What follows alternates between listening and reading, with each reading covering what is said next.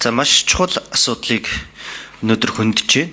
Тэгээд түрүүн таны яриан дундаас энэ тушаал өөрчлөгдсөн, шинжлэгдсэн гэж ойлголоо. Тийм ээ, энэ 2017 оны 26 дугаар тушаал байсан тий. За журам байсан. Энэ журам шинжлэгдсэн гэж ойлгосон. За тэгвэл нэгдүгээрт орон сууц нийгмийн дэд бүтцийн байгууламжийг ашиглалтанд оруулахад барилгын комиссийн бүрэлдэхүүний 4.1 төгжлийн бэрхшээлтэй хүний эрх ашигыг хамгаалах чиг үүрэг бүхий төрийн байгууллагуудыг оруулна гэж заасан байна. Тэгэхээр энэ хууль зүйн заалт өнөөдөр хэрэгжиж байгаа юу? Орон сууц нийгмийн дэд бүтцийн байгууламжийг оруулахад ер нь ямар байгууллагуудын хамрагдсан байгаа. Одоо бид нэгэнд нээлттэй ярилцж байгаа учраас ямар төрийн бус байгууллагуудтай хамтарч ажиллаж байгаа вэ гэдгээ хэлээд өгөөрэй. За хоёрдугаарт хөгжлийн бэрхшээлтэй хүнийг хэрэгцээ шаардлагыг хангаагүй барилга байгууламжийг улсын комисс хүлээж авахыг хориглоно гэсэн байна. За тэгвэл энэний хүрээнд хичнээн барилга энэ шаардлагыг хангаагүй вэ? Хичнээн барилга байгууламжид ямар шаардлага, ямар арга хэмжээ тавьсан бэ? За энийг яг тоо баримттай хэлээд өгөөрэй. Одоо бид нар бүгд мэдж байгаа шүү дээ. Энэ хүртээмжийн асуудал бол гадна талаа шийдчихэд орц руу оронгууд орцондоо дахиад 4-5 шаттай байдаг.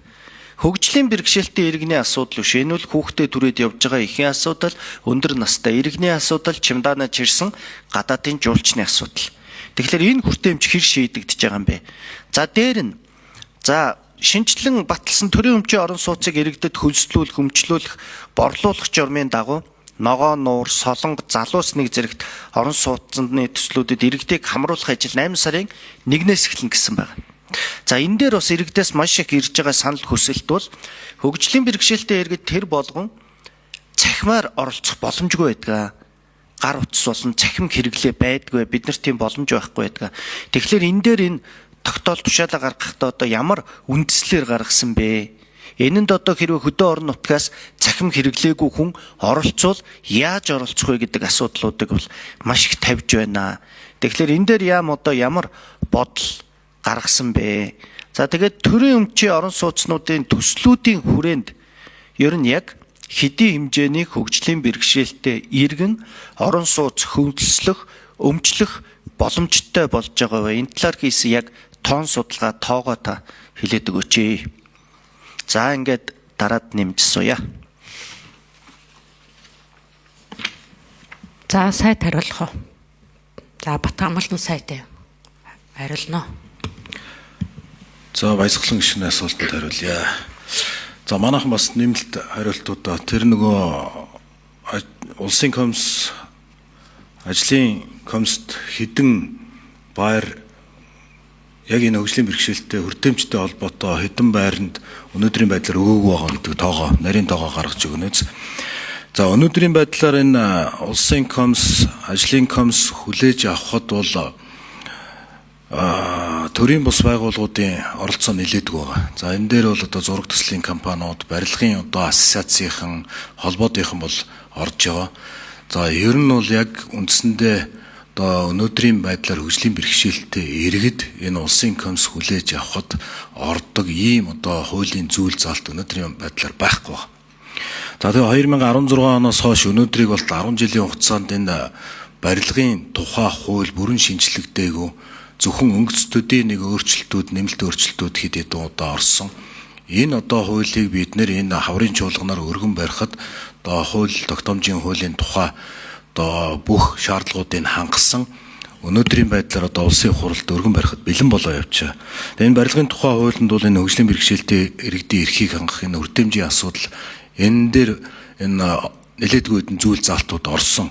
За энэ дээр бас одоо энэ цаашдаа улсын комисс хөгжлийн бэрхшээлтэй иргэдийн одоо төлөөлөл төрийн бус байгууллагуудаар одоо 4.1 гэх нь одоо хаашаа мэдээж энэ чинь улсын комиссд одоо нэг 20 төвний бүрэлдэхүүнтэй явдаг. Тэгээд 4.1 гэхлээр одоо бас нэлээдгүй одоо хүмүүс орох бах. Ямар ч байсан хөгжлийн бэрхшээлтэй иргэд энэ хүртээмжийн талаар мэдлэг одоо боловсралтай чадвартай ийм одоо төрийн бус байгууллагууд оруулах зүйл заалтууд явж байгаа.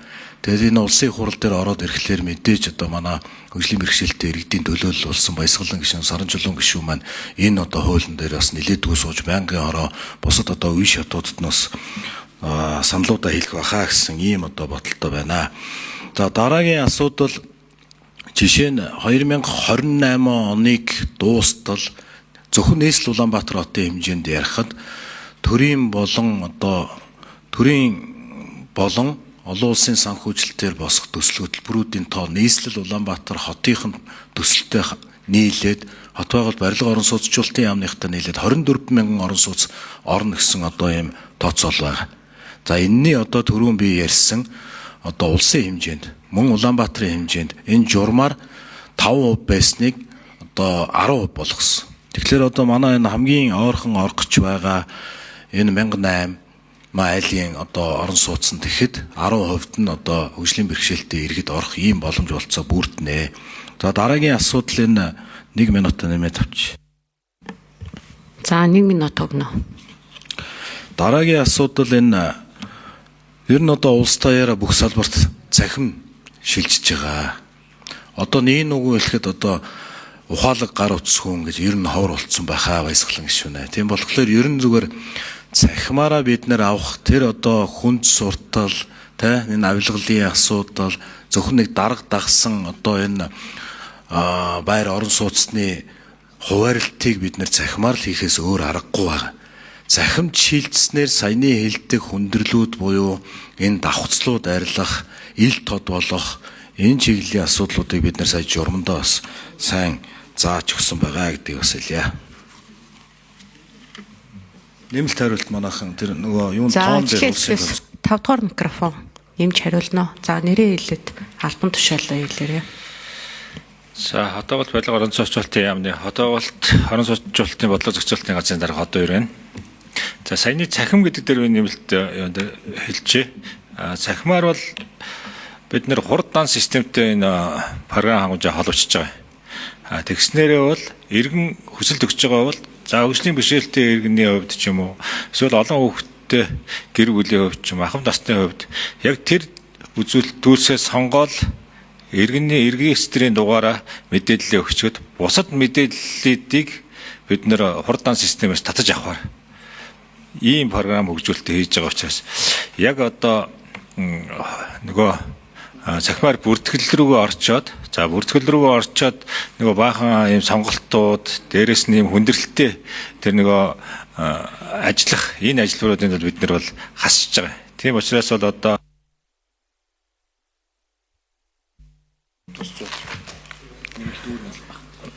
За гишүүний 2 дугаар асуулт нь нэсэн те хичнээн байгууллага шаардлага хангаагүй байна тоогоор хэлнэ үү. Ажлын хэсэг 8 дугаар микрофон. За баясгалан гишүүний асуултанд хариулъя. Барилгын материалын бодлого зохицуулалтын газрын дараа мөнх төр.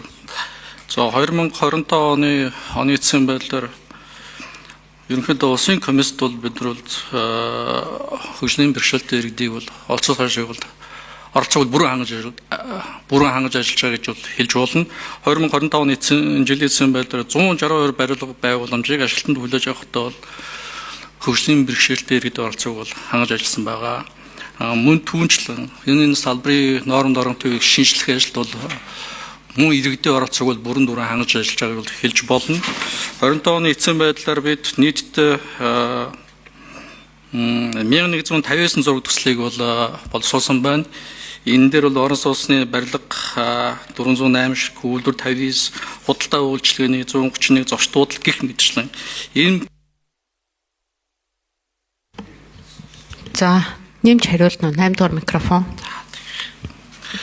Энэ бүх зураг төслийг боловсруулахад бол хөгжлийн бэрхшээлт иргэдэд оролцоог бол бүрэн хангаж ажилласан байгаа гэж хэлэх байна. За